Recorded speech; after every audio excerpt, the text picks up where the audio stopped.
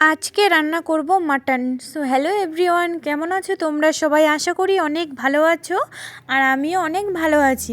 বেশ কয়েকদিন থেকেই মাটন খেতে ইচ্ছে করছিল, তো কয়েকদিন থেকে আমাদের বাড়িতে মাছই চলছিল।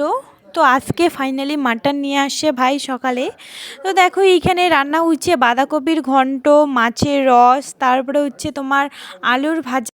এই যে দেখো মাটনটা বসাই দিয়েছে কড়াইয়ের মধ্যে, দিয়ে রসুন আদা পেঁয়াজ সব কিছু এখানে দিয়ে ভালো করে এখন ভাজাভাজি করে নিবে। তারপর ভেজে রাখা আলুটা দিয়ে দিবে। মাটনটা অ্যাকচুয়ালি মা রান্না করছে, আমি রান্না করতে পারি না, কিন্তু শিখতেছি আস্তে আস্তে। তো দেখো এইখানে মা রান্না করছে, এই যে ভেজে রাখা আলুগুলো দিয়ে এখন একটু ভালো করে ভেজে নিবে। তো মাকে বললাম যে আমাকে এক পিস দাও, আমি টেস্ট করে বলি কেমন হয়েছে।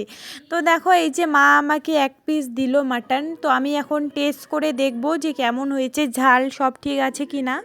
তো আমি টেস্ট করে দেখলাম সবটাই ঠিক আছে, কিন্তু ঝালটা একটু কম হয়েছে। তো পরে মা লঙ্কা আর একটু দিয়েছিল, গুঁড়ো লঙ্কা দিয়ে গরম মশলা দিয়ে ভালো করে নাড়াচাড়া করে এখন নামিয়ে নিচ্ছে। আমাদের মাটনটা সিদ্ধ হয়ে গেছে, এখন ভালো করে নামিয়ে নিচ্ছে। দেখো কালারটাও অনেক সুন্দর হয়েছে, খেতেও অনেকটা টেস্টি লাগছে। তোমাদের কেমন লাগলো জানাবে।